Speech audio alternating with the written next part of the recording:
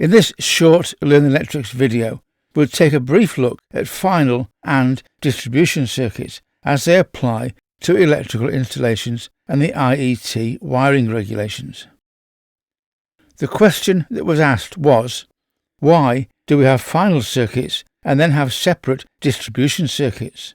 Surely it's the same electricity in the same building, so why do we make a distinction between the two and treat the electricity differently? Good question.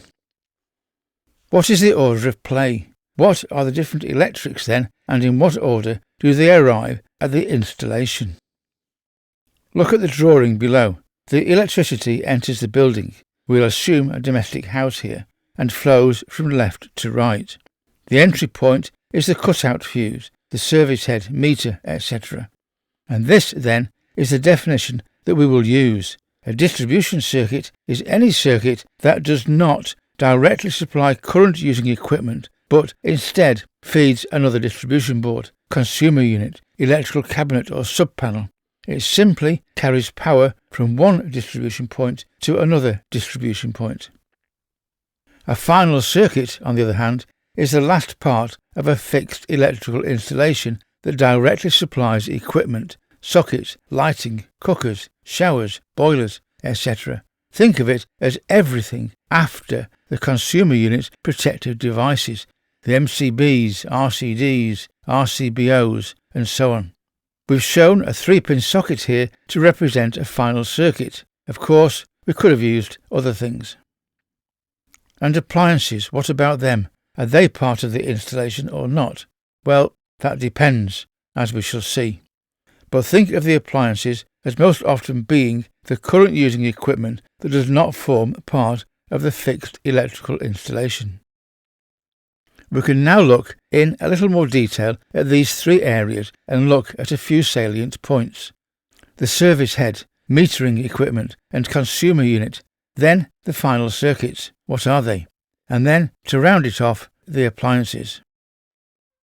To begin, what is the general difference between a final circuit and a distribution circuit? A final circuit directly supplies current using equipment, while a distribution circuit simply carries power from one distribution point to another without feeding end-use equipment. If the circuit feeds another board and not the load itself, it is a distribution circuit. As a general rule of thumb, final circuits are where the human body is most likely to make contact with the circuit, which is why it is important that there are always carefully chosen protective devices upstream of a final circuit. Distribution circuits are all about moving energy safely and robustly, with more significantly rated protective devices, usually fuses.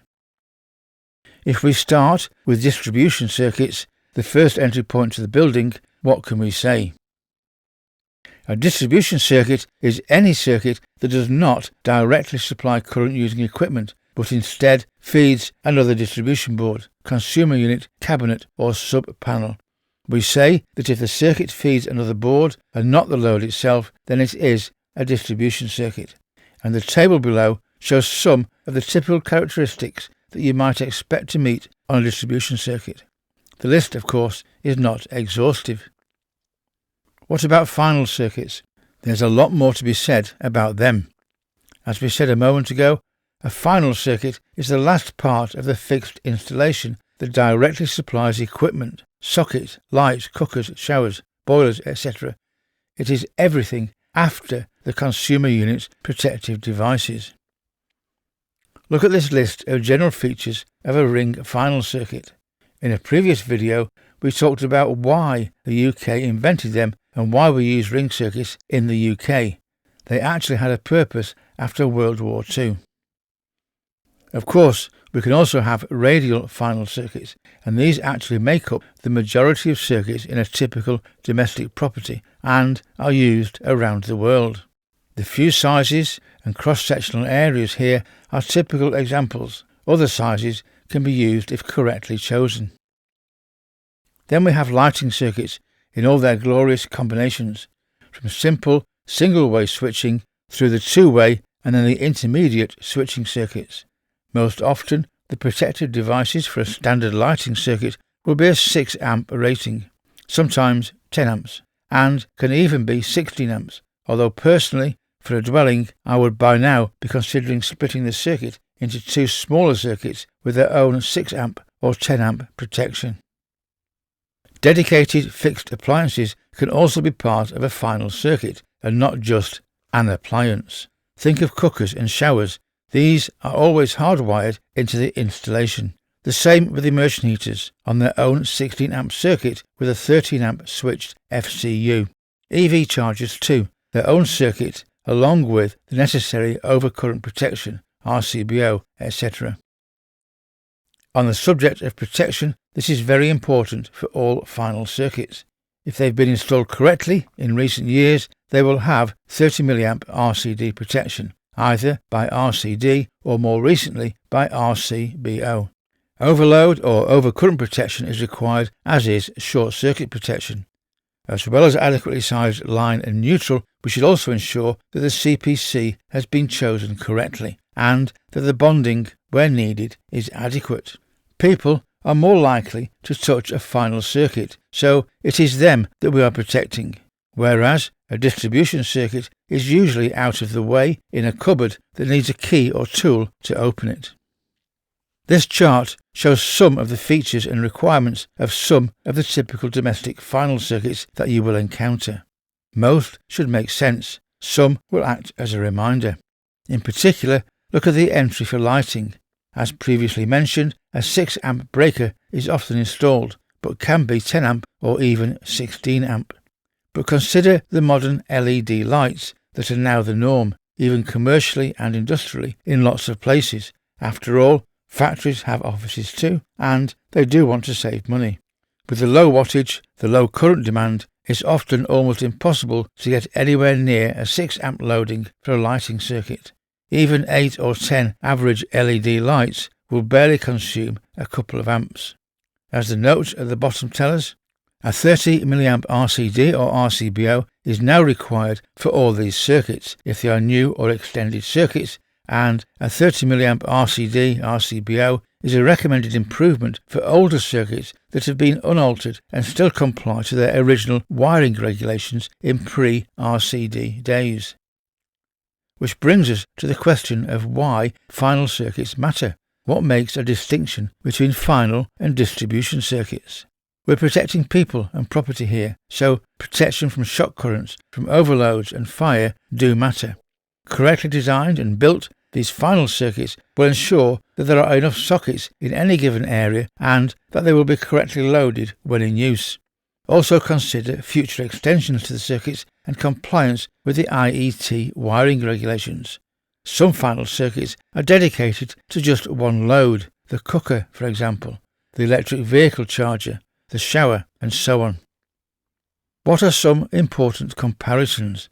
Let's take a look. The table below shows some of these. Pause the video and take a few moments to have a look at the table. Where does each type of circuit go? What does it feed? Disconnection times are very important. The closer that you get to human interaction with a circuit, plugging in something with wet hands or drilling through a cable in the lounge wall, the more important it is to disconnect quickly to remove the danger. Conversely, we want a distribution circuit to be more robustly fused so that the power to the whole house doesn't go off every time somebody puts the kettle on or takes a shower. And along with disconnection times, we will have the regulation ZS impedances that can be different. Not forgetting the protective devices and cable sizes that are also interwoven into these ZS considerations. And last but not least on this list, the testing, which is essential with any circuit, an absolute must.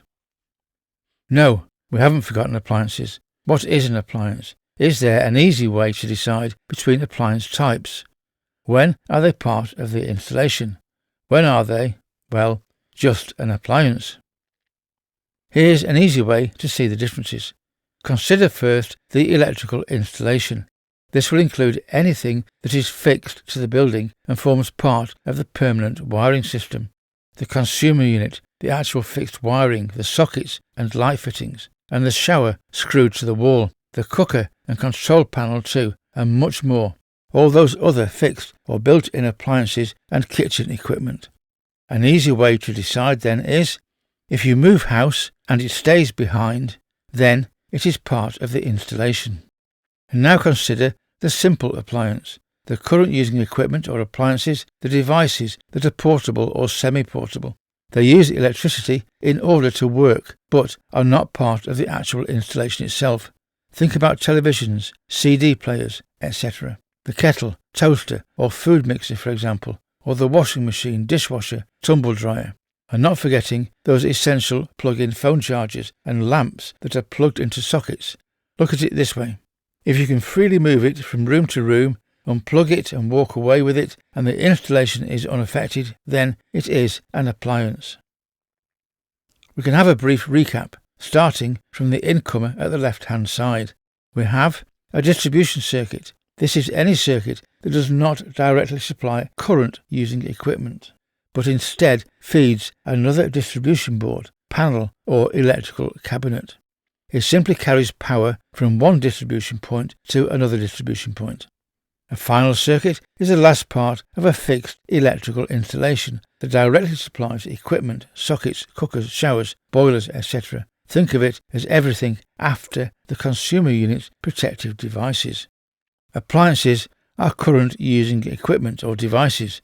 They can be portable and use electricity in order to work, but are not part of the actual installation itself.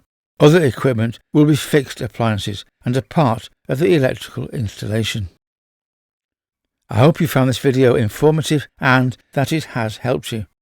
Thank you for watching, and please subscribe to our channel to get access to all of our videos, and remember to click on notify to be sure of not missing our next video. And don't forget, you can also type in Learn Electrics into the YouTube search bar to go directly to our channel at any time from any computer or smart device. We are always adding new videos to our channel, so don't miss the next one. And once again, thank you for watching, and we hope to see you again very soon.